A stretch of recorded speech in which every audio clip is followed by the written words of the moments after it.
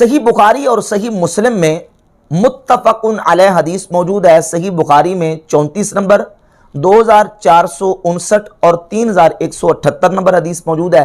کہ نبی پاک صلی اللہ علیہ وآلہ وسلم نے فرمایا جس شخص کے اندر 4 خصلتیں موجود ہوں وہ پکا خالص منافق ہے، اور جس کے اندر ان میں سے کوئی خصلت موجود ہو تو اس میں نفاق کی علامت اور نشانی موجود ہے، اور وہ 4 خصلتیں اور منافق کی 4 نشانیاں اور علامات یہ ہیں۔ نمبر 1، اذا اؤتمن خان، جب اس کو امانت سپرد کی جائے تو وہ اس امانت میں خیانت کرتا ہے۔ نمبر 2، اذا حدث کذب، جب وہ بولتا ہے تو جھوٹ بولتا ہے۔ اور نمبر 3، اذا عاہد غدر، جب وہ کسی کے ساتھ وعدہ کرتا ہے تو پھر وہ وعدہ خلافی کرتا ہے۔ اور نمبر 4 منافق کی علامت اور نشانی یہ ہے، اذا خاصم فجر، جب وہ کسی کے ساتھ مخاصمہ کرتا ہے، جھگڑا کرتا ہے، بحث و مباحثہ کرتا ہے، فجرا، تو پھر وہ بد زبانی پہ اتر آتا ہے، گالم گلوچ پہ اتر آتا ہے اور گندی زبان استعمال کرتا ہے۔ گندی زبان استعمال کرنا اور جھوٹ بولنا یہ منافق کی علامات اور نشانیوں میں سے نشانیاں ہیں۔ اب اس حدیث کے تناظر میں ہم بات آج کریں گے انجینئر محمد علی مرزا کے حوالے سے۔ اس نے کچھ دن پہلے ایک اپنے آفیشیل یوٹیوب چینل پہ ایک کلپ اپلوڈ کیا ہے دیوبندی مفتی طارق مسعود کے بارے میں کہ مفتی جی کی ممبر رسول صلی اللہ علیہ وآلہ وسلم پر گندی گالی۔ اب گندی گالی کون سی ہے اور کس کو مرزا نے گندی گالی کا نام دیا؟ وہ یہ ہے کہ مفتی طارق مسعود نے یہ کہا کہ تمہارا باپ تمہارے پاس آ رہا ہے، تمہارا باپ آ رہا ہے۔ اب یہ تمہارا باپ آ رہا ہے اس کو مرزا نے گندی گالی ڈکلیئر کیا، اور جب مرزا زبان استعمال کرتا ہے دوسرے علماء کے بارے میں، امت کے اماموں، فقہاء اور محدثین کے بارے میں، حتیٰ کہ صحابہ کرام کے بارے میں، تو اب مرزا کے جو فالورز ہیں وہ کہتے ہیں جی اس میں کون سی گالی والی بات ہے۔ مثلا دور نہ جائیں، ایک حوالہ میں اپنے حوالے سے پیش کرتا ہوں کہ اس نے ایک بیان میں میرے حوالے سے ایک سٹیٹمنٹ دی ہے اور وہ مجھے گالیاں نکالی ہیں اس نے، وہ انشاءاللہ میں اس کا کلپ بھی ہم جوڑ دیں گے۔ اصل میں ہوا یہ کہ اس نے کشف المحجوب کے حوالے سے جو اعتراض کیا اور کہا کہ علی بن عثمان الحجویری نے اپنی کتاب کشف المحجوب میں رسول اللہ صلی اللہ علیہ وآلہ وسلم کی گستاخی کی ہے، حضور کی توہین کی ہے، کہ وہ حضرت زینب رضی اللہ تعالیٰ عنہ والا جو واقعہ ہے اس کی طرف انہوں نے اشارہ کیا ہے، تو اب یہ تو رسول اللہ صلی اللہ علیہ وسلم کی توہین، حالانکہ وہ واقعہ جہاں کہیں تفاسیر کی کتابوں میں اور حدیث کی کتابوں میں موجود ہے، اپنی جگہ پہ موجود ہے۔ اب اس سلسلے میں نے اس کو الزامی طور پر جواب دیا تھا۔ صحیح مسلم کی حدیث نمبر 3407 اور 3408 اور مسند احمد ابن حنبل میں امام احمد بن حنبل نے 14128 نمبر حدیث، اور یہ مسند ابی عوانہ ہے، مسند ابی عوانہ، اس کی حدیث نمبر 3257، اور المعجم الکبیر للطبرانی حدیث نمبر 19626، اور شعب الایمان میں 5434 نمبر حدیث، اور سنن ابی داؤد میں 2151 نمبر حدیث، سنن دارمی میں 2215 نمبر، اور السنن الکبری البیہقی میں یہ واقعہ موجود ہے۔ میں مسند احمد ابن حنبل کے لفظ آپ کے سامنے پڑھ کے دکھاتا ہوں، اور پھر مرزا سے ہم مطالبہ کریں گے کہ جو کتابیں، جس طرح مثال کے طور پر صحیح مسلم کی 3407 اور 3408 نمبر اور مسند احمد ابن حنبل کی 14128 نمبر حدیث، جو کتابیں تم نے اپنے سامنے اپنے ٹیبل پہ رکھی ہوئی، ان کتابوں میں یہ واقعہ موجود ہے کہ حضرت جابر رضی اللہ تعالیٰ عنہ بیان کرتے ہیں ان رسول اللہ صلی اللہ علیہ وآلہ وسلم رأى امرأة فأعجبته، کہ رسول اللہ صلی اللہ علیہ وآلہ وسلم کی نظر ایک عورت پر پڑ گئی۔ اب یہ حدیث کی کتاب مسند احمد ابن حنبل، اور یہی واقعہ صحیح مسلم کی 3407 اور 3408 نمبر روایت میں الفاظ کا فرق موجود ہے، لیکن واقعہ یہی موجود ہے کہ رسول اللہ صلی اللہ علیہ وآلہ وسلم کی نظر ایک عورت پر پڑ گئی، اجنبی عورت پر۔ فَأَعْجَبَتْهُ کے لفظ مسند احمد ابن حنبل میں 14128 میں موجود ہے کہ رسول اللہ صلی اللہ علیہ وآلہ وسلم کو وہ عورت اچھی لگی۔ عَجَبَتْهُ کے لفظ اس کا معنی اچھی لگی، بری لگی، پسند آ گئی، یہ سارے تراجم صحیح بخاری مسلم کی روایت کے مطابق اس کے موجود ہیں۔ تو اب یہ واقعہ جو رسول اللہ صلی اللہ علیہ وآلہ وسلم کی عورت پر نظر پڑی اور اچھی لگی، یہ واقعہ اور کشف المحجوب میں صرف جو اشارہ کیا گیا ہے کہ حضرت زینب رضی اللہ تعالی عنہ پر نظر پڑ گئی اور زینب حضرت زید رضی اللہ تعالی عنہ پر حرام ہو گئی۔ اب ان دونوں واقعات کو سامنے رکھیں۔ داتا صاحب کا جو کشف المحجوب میں مذکور واقعہ ہے، جو عبارت ہے، اس میں صرف یہ ہے کہ زینب پر رضی اللہ تعالیٰ عنہ پر نظر پڑ گئی اور زید پر وہ حرام ہو گئی، جبکہ مسند احمد بن حنبل اور جو حدیث کی کتابوں کے میں نے ریفرنسز اور حوالے دیے ہیں اس میں یہ موجود ہے کہ نظر پڑ گئی فَعَجَبَتْهُ، اور رسول اللہ صلی اللہ علیہ وآلہ وسلم کو وہ عورت اچھی لگی اور پھر اپنے گھر تشریف لے کے آئے اور حضرت زینب رضی اللہ تعالی عنہ کے ساتھ، اپنی بیوی کے ساتھ صحبت فرمائی، اور رسول اللہ صلی اللہ علیہ وآلہ وسلم باہر اپنے صحابہ میں تشریف لے گئے اور فرمایا کہ عورت جو ہے وہ شیطان کی صورت میں آتی ہے، شیطان کی صورت میں جاتی ہے، تو جب تم میں سے کسی کی باہر کسی اجنبی عورت پر نظر پڑ جائے اور وہ عورت اسے پسند آ جائے، اچھی لگے، تو اپنی بیوی سے آ کے صحبت کر لے، تاکہ جو اس کے دل میں خیال آیا ہے وہ اس کے دل سے خیال نکل جائے گا۔ اب یہ روایت حدیث کی معتبر اور مستند کتابوں میں موجود ہے، اور مسند احمد ابن حنبل کی سند وہی ہے جو صحیح مسلم کی سند ہے، اور مسند ابی عوانہ میں بھی اس کی سند وہی ہے جو صحیح مسلم کی سند ہے۔ تو اب دیکھیں کہ ایک واقعہ وہ ہے جو حجاب اور پردہ فرض ہونے سے پہلے کا ہے، اور یہ واقعہ جو صحیح مسلم مسند احمد ابن حنبل میں موجود ہے، یہ واقعہ پردہ فرض ہونے کے بعد کا ہے، یعنی پردہ اور حجاب 5 ہجری کو فرض ہوا ہے، جبکہ حضرت زینب رضی اللہ تعالیٰ عنہ نبی کریم علیہ السلام کے نکاح میں جب آئیں تو پردہ تب فرض ہوا۔ اب ایک واقعہ وہ ہے جو پردہ اور حجاب فرض ہونے سے پہلے کا ہے، اور ایک وہ ہے جو حجاب فرض ہونے کے بعد کا، 2 واقعات ہیں۔ اب ان دونوں واقعات کو سامنے رکھیں اور ذرا تقابل کریں۔ جب ابھی پردہ فرض نہیں ہوا تھا، حجاب فرض نہیں ہوا تھا، اس وقت اجنبی عورت کی طرف نظر کرنا حرام اور گناہ بھی نہیں تھا، بلکہ یہاں تک صحیح بخاری میں موجود ہے، صحیح بخاری میں 2048 نمبر حدیث اور 3780 نمبر حدیث ہے کہ جب نبی کریم صلی اللہ علیہ وآلہ وسلم نے مدینہ شریف ہجرت فرما کے حضور علیہ السلام نے صحابہ کرام علیہم رضوان کے درمیان مواخات قائم فرمائی، تو حضرت سعد بن ربیع رضی اللہ تعالیٰ عنہ کے پاس 2 بیویاں تھیں، تو نبی کریم علیہ السلام نے ان کو حضرت عبد الرحمن بن عوف کا بھائی بنا دیا۔ تو حضرت سعد بن ربیع رضی اللہ تعالیٰ عنہ نے اپنے جو بھائی بنے تھے حضرت عبد الرحمن بن عوف، ان سے کہا وانظر ای زوجتی حویتا نزلت لک عنہا، میری دونوں بیویوں میں سے کسی کی طرف تم نظر کرو، ان میں سے کسی کو دیکھو، اور جو تمہیں ان میں سے پسند آ جائے تو میں اس کو طلاق دے دوں گا، اور جب وہ عدت گزار لے تو پھر تم ان سے نکاح کر لینا، میری 2 بیویوں میں سے۔ اور کیا، اور 3780 نمبر میں ہے کہ ولی امراتان فانظر اعجبہما الیک، میری 2 بیویاں ہیں، ان میں سے دیکھو جو تمہیں پسند آئے میں اس کو طلاق دے دوں گا، اور ان میں سے تم جس کے ساتھ جو تمہیں پسند آئے گی میں اس کے ساتھ تمہارا نکاح کر دوں گا۔ اب یہ واقعات بتاتے ہیں کہ یہ ہجرت کے اوائل میں پردہ فرض ہونے سے پہلے یہاں تک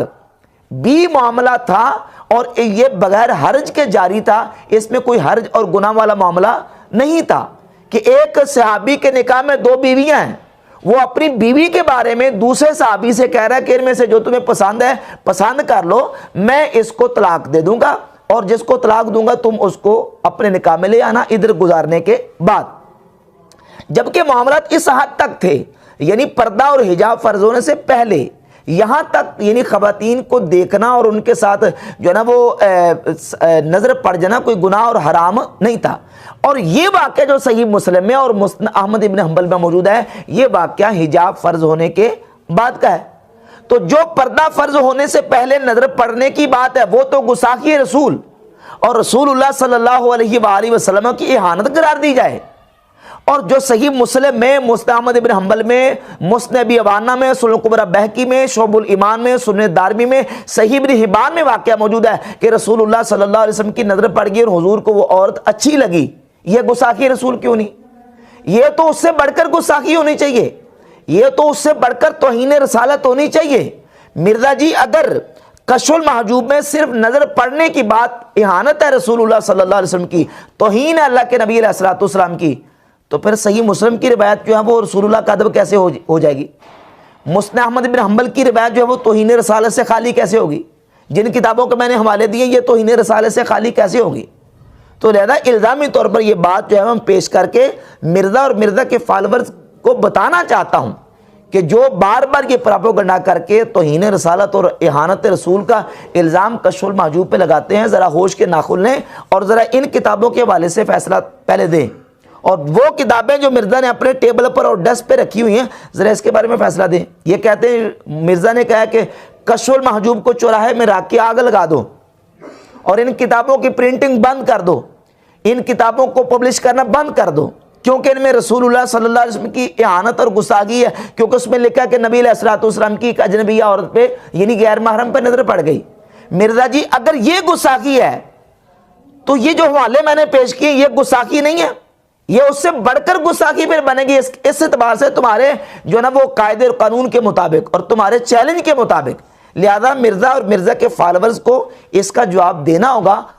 چاہیے یہ تھا کہ مرزا بجائے گالم گلوچ کے اس کا جواب دیتا، لیکن مرزا نے زبان استعمال کرنی شروع کر دی اور کہا کہ یہ علمیوں نے ایک مولوی چھوڑا ہوا ہے، وہ میں تو اس کو مفتی بھی نہیں کہتا، چھوٹا سا بچہ ہے، بچونگڑا اور چوزا۔ اس کی ایک بریلویوں کے چھوٹے سے بچہ ہے، وہ میں اس کو مفتی بھی نہیں کہتا، مولوی ایک چھوٹا انہوں نے چونگڑا، اس نے تعویل کی ہے، تو وہ اس بریلویوں کے اس چوزے نے کہا کہ مسلم شریف میں بھی گستاخی ہوئی ہے، تو یہ کیوں نہیں؟ اب بچہ، بچونگڑا، چوزا، یہ مرزا نے میرے بارے میں استعمال کیا الفاظ، تو میں نے اس پر ایک کلپ اپلوڈ کیا تھا کہ مرزا انجینئر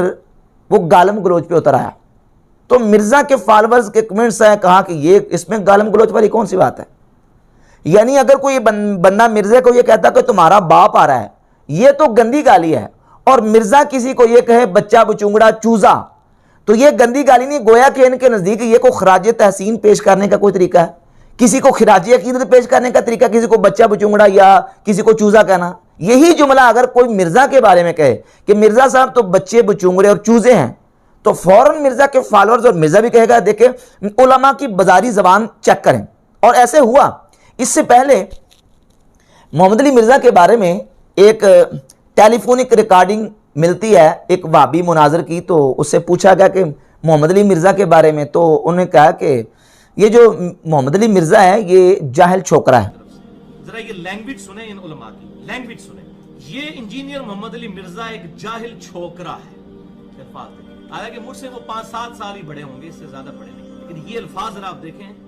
کس طرح کی بازاری لینگویج استعمال۔ جب مرزا کو جاہل چھوکرا کہا گیا تو مرزا نے اس پر سیخ پاؤ کے اور آگ بگولا ہو کے کہا کہ دیکھیں علماء کی لینگویج چیک کریں، ان کی بازاری زبان چیک کریں، لینگویج چیک کریں۔ یعنی مرزا کو کسی نے چھوکرا کہہ دیا تو یہ بازاری زبان ہے، اور یہ علماء کی کتنی جناب وہ کس طرح کی لینگویج ہے، اس کے اوپر کمنٹس اور تبصرے کرنے شروع کر دیے صرف اتنا کہنے پر۔ اور خود اس نے پھر نبی کریم صلی اللہ علیہ وآلہ وسلم کی ذات اقدس کے بارے میں جو سٹیٹمنٹ دی اور جھوٹی بات کی، کہا کہ مدینہ کے جو یہودی تھے وہ نبی علیہ الصلوۃ والسلام کو نعوذ باللہ کہتے تھے یہ کل کا چھوکرا۔ 10 یہودی بھی ایسے نہیں تھے جو آپ پہ ایمان لائے ہو آپ کی مبارک زندگی کے اندر، کہ بڑے بڑے جو پادری بیٹھے ہوئے تھے وہ کہتے تھے یہ کل کے چھوکرا آ کے ہمیں بتائے گا، وہ کہتے تھے یہ کل کے چھوکرا آ کے ہمیں بتائے گا۔ حالانکہ کسی جگہ پہ کسی بھی مقام پہ کوئی ایک بھی واقعہ تاریخ اور حدیث میں موجود نہیں ہے کہ مدینہ کے یہودیوں نے نبی کریم صلی اللہ علیہ وسلم کے بارے میں نعوذ باللہ یہ گستاخانہ سٹیٹمنٹ دی ہو۔ اور یہ عقلاً نقلاً دونوں طرح باطل ہے۔ نقلاً تو اس طرح باطل ہے کہ اس کی نقل موجود نہیں ہے، نہ قرآن میں، نہ حدیث میں، نہ کسی تاریخ کی کتاب میں۔ اور عقلاً اس طرح باطل ہے کہ نبی پاک صلی اللہ علیہ وآلہ وسلم کی ذات اقدس مکہ شریف سے مدینہ شریف ہجرت کر کے اپنی عمر مبارک کے 53 سال گزار کے حضور نے مدینہ شریف تشریف آوری حضور کی ہوئی۔ 53 سال یا 53 سال کے بعد ظاہر اس طرح کی کوئی بات جو نقل کر رہا ہے وہ ہوگی۔ تو ایک وہ شخصیت جو 53 سال یا 53 سال سے اوپر کی عمر کی شخصیت ہے، ان کے بارے میں کوئی بندہ چھوکرے کا لفظ استعمال کرے نعوذ باللہ تعالی، یا اس طرح کی سٹیٹمنٹ دے، وہ تو عقلاً بھی باطل ہے کہ ہوتا ہی نہیں اس طرح۔ اب چاہیے تو یہ تھا کہ یہ اس نے جو حجہ سرائی کی ہے تو اس سے رجوع کرتا، توبہ کرتا، لیکن اس کو ماننے کے لیے تیار نہیں۔ پھر اس کے اوپر اس نے وضاحتیں دینی شروع کر دیں کہ نہیں جی یہ کوئی توہین والی بات ہی نہیں ہے۔ یہی بات جب مرزا کے بارے میں وہابی مناظر نے کی تو کہا کہ علماء کی لینگویج چیک کریں، بازاری زبانیں چیک کریں، اور یہی بات جو رسول اللہ صلی اللہ علیہ وسلم کی طرف اس نے منسوب کی، کہا کہ یہودیوں نے یہ کہا تھا، تو پھر اس کو ایکسپلین کر رہا ہے، کہتا ہے نہیں وہ ٹھیک ہے، یہ اس میں کون سی گستاخی ہے، نعوذ باللہ تعالی۔ اور یہ اصول بھی ضابطہ بھی یاد رکھیں کہ جب بھی کسی کا کلمہ کفریہ یا کسی کی گستاخانہ عبارت یا بات کو نقل کرنا ہوتا ہے، یا تو اس نے وہ بات اپنی کتاب میں لکھی ہو یا اس کے بیان سے وہ کفریہ گستاخانہ نظریہ اور عقیدہ لازم آ رہا ہو، تو تب آپ اس کے کفر کا رد کرنے کے لیے اور اس کی اس گستاخی کی تردید کرنے کے لیے نقل کفر نہ باشد کے تحت اس کو ذکر کر سکتے ہیں۔ اگر کسی نے سرے سے کی نہیں بات،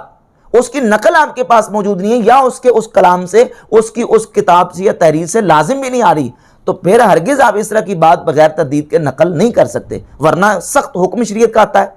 اور پھر اس سے بڑھ کر اس نے کہا کہ یہودی تو نبی صلی اللہ علیہ وآلہ وسلم کو یہ کہتے ہیں، میں وہ جملہ اور لفظ نہیں بولتا۔ اس طرح کے سخت الفاظ جو ہے نا وہ دریدہ دہنی کرتے ہوئے اور منہ پھٹ اور چرب زبانی کرتے ہوئے استعمال کرتا ہے۔ اور پھر اس نے ہماری فقہ کے ایک بہت بڑے امام ہیں، اجلہ آئمہ فقہ احناف میں سے شمار ہوتے ہیں، حضرت امام قدوری رحمۃ اللہ علیہ، جن کی فقہ کی ہمارے ہاں معتبر کتاب ہے اور مدارس میں پڑھی جاتی ہے، القدوری۔ امام قدوری رحمۃ اللہ کی کتاب اور ان کی پرسنالٹی اور شخصیت کے بارے میں اس نے یہ عرض سرائی کی ہے کہ یہ جو قدوری ہے نا، میں تو اس کو قطوری کہتا ہوں، اور قطوری یہ اس میں کتے سے ہے، اور قطوری یعنی کتے کا بچہ، نعوذ باللہ تعالی۔ پنجابی میں کہنا قطوری شریف، یہ قطوری بات ہے، یہ قطورا یہ لفظ بولا ہے یعنی کتے کے بچے کے لیے نا پنجابی میں بولا جاتا ہے۔ اس طرح کی وہ عرض سرائی اور بازاری زبان امام قدوری رحمۃ اللہ کے استعمال کی ان کے لیے کی ہے۔ تو اب سوال یہ پیدا ہوتا ہے کہ یہ گندی گالی نہیں ہے؟ اور پھر اس نے صحیح مسلم کا مقدمہ بیان کرتے ہوئے ایک روایت کے تحت، وہاں روایت موجود ہے اور اس میں روایت کا مضمون یہ ہے کہ مدینہ شریف کے اندر 100 تابعین ایسے تھے کہ جن سے محدثین احادیث نہیں لیتے تھے۔ اس کی وجہ یہ کہ وہ حدیث کے اہل نہیں تھے، ان کی فیلڈ اور ان کا شغل نہیں تھا، ان کا یہ شعبہ نہیں تھا۔ ضروری نہیں ہے کہ ایک بندہ سے حدیث نہ لی جائے تو وہ بندہ جھوٹا ہو یا کرپٹ ہو یا مطلب کہ وہ فاسق و فاجر یا گناہگار ہو۔ محدثین کے ہاں حدیث لینے کا اپنا ایک معیار ہے، تو وہ اس معیار پہ جو بندہ اترتا تھا تو اس سے حدیث لیتے تھے۔ تو اب اس میں یہ ہے کہ 100 تابعین یا 100 لوگ مدینہ شریف میں موجود تھے جن سے محدثین ائمہ حدیث نہیں لیتے تھے۔ اور پھر اس نے مرزا نے جو کہا کہ 100 تابعین موجود تھے، ان سے محدثین حدیث نہیں لیتے تھے، کہتا میں بتاؤں کیوں نہیں لیتے تھے؟ کیونکہ وہ چڈو تھے۔ جن لوگوں پر، ان تابعین پر تمام مدینے والے لوگ متفق تھے کہ یہ بڑے نیک لوگ ہیں، اور اس پر بھی متفق تھے کہ ان کی حدیث قبول نہیں کی جائے گی کیونکہ چڈو نے۔ نعوذ باللہ تعالی، مدینہ کے 100 تابعین کو اس نے چڈو قرار دیا، نعوذ باللہ تعالی۔ اور یہ چڈو کا لفظ آپ پنجابی ڈکشنری اٹھا کے دیکھ لیں، زانی اور حرامزادہ کے معنی میں استعمال ہوتا ہے، نعوذ باللہ تعالی۔ اس قدر دریدہ دانی اور گالم گلوچ یہ کرتا ہے امت کے اماموں پر۔ 100 تابعین جو نبی کریم صلی اللہ علیہ وآلہ وسلم کے صحابہ کے شاگرد ہیں، محدثین ان سے حدیث اس لیے نہیں لیتے تھے کہ وہ نعوذ باللہ وہ چڈو تھے، اس لیے کہ وہ ان کی فیلڈ نہیں تھی، وہ عبادت میں اور زہد تقوی طہارت میں اور عبادت میں لگے رہتے تھے، اور حدیث کو یاد کرنا، اس کو حفظ کرنا، وہ اس فیلڈ اور شغل کے ساتھ وہ تعلق نہیں رکھتے تھے۔ جس طرح امام مالک رحمۃ اللہ کا قول اصول حدیث کی کتابوں میں ملتا ہے کہ امام مالک رحمۃ اللہ فرماتے ہیں کہ میں نے مسجد نبوی شریف کے ستونوں کی قریب 70 ایسے افراد کو دیکھا ہے کہ جو کہتے تھے قال رسول اللہ صلی اللہ علیہ وآلہ وسلم، رسول اللہ صلی اللہ علیہ وآلہ وسلم نے یہ فرمایا، لیکن امام مالک کہتے ہیں میں ان سے حدیث نہیں لیتا۔ ان کو اگر کسی بیت المال کا امین مقرر کر دیا جائے تو وہ خیانت نہیں کریں گے، اس قدر وہ نیک متقی پرہیزگار ہیں، لیکن ان سے حدیث میں اس لیے نہیں لیتا کہ وہ حدیث کی فیلڈ سے شعبے سے تعلق نہیں رکھتے، یہ اصل وجہ تھی۔ تو اس کو جناب تابعین 100 تابعین مدینہ کے ان کو نعوذ باللہ چڈو قرار دے رہا، اور کس قدر جو نا وہ ان کے خلاف گندی زبان استعمال کرتا ہے، اور ان کے فالوور جو ہیں وہ کہتے ہیں یہ کوئی گالی نہیں ہے۔ اچھا، پھر اس کے بعد مرزا نے جو دیگر علماء کے بارے میں ایک اور صحیح مسلم کا مقدمہ بیان کرتے ہوئے بات کی ہے کہ صحیح مسلم کے مقدمے میں موجود ہے کہ مدینہ شریف میں 100 ایسے لوگ تھے اور 100 صوفی تھے، نیک لوگ تھے، امام مسلم نے گلا گھونٹ دیا، یہ کر دیا وہ کر دیا صوفیہ کا کہ وہ نیک تو ضرور تھے، کہتا ہے کہ وہ رج کے نیک بھی تھے اور رج کے جھوٹے بھی تھے۔ حالانکہ اس روایت اور اس کلام کا یہ مطلب نہیں ہے کہ وہ جھوٹے ہونے سے مراد یہ ہے کہ وہ رسول اللہ صلی اللہ علیہ وسلم کی حدیثوں پر جان بوجھ کے جھوٹ بولتے تھے، بلکہ کذب یکذب جو ہے یہ لفظ حدیث میں بھی خطأ یخطئ کے معنی میں استعمال ہوا ہے، اخطأ یخطئ کے معنی میں استعمال ہوا ہے، یعنی کسی بات میں خطا کھا جانا، غلطی کر جانا۔ تو وہ جو مدینہ شریف میں لوگ موجود تھے نیک متقی پرہیزگار، وہ ائمہ محدثین ان سے حدیثیں اس لیے نہیں لیتے تھے کہ وہ نیک تو تھے، اب وہ کہتا ہے وہ رج کے جھوٹے بھی تھے، حالانکہ نیک ہونا اور جھوٹے ہونا یہ آپس میں اجتماعی ضدین ہے، جو نیک ہے وہ جھوٹا نہیں ہو سکتا اور جو جھوٹا ہے وہ نیک نہیں ہو سکتا۔ تو اب پھر نتیجہ کیا؟ نتیجہ یہ نکلتا ہے کہ وہ نیک متقی پرہیزگار تھے لیکن حدیث بیان کرنے میں غلطی کر جاتے تھے، تو اس لیے ائمہ محدثین ان سے حدیث نہیں لیتے تھے۔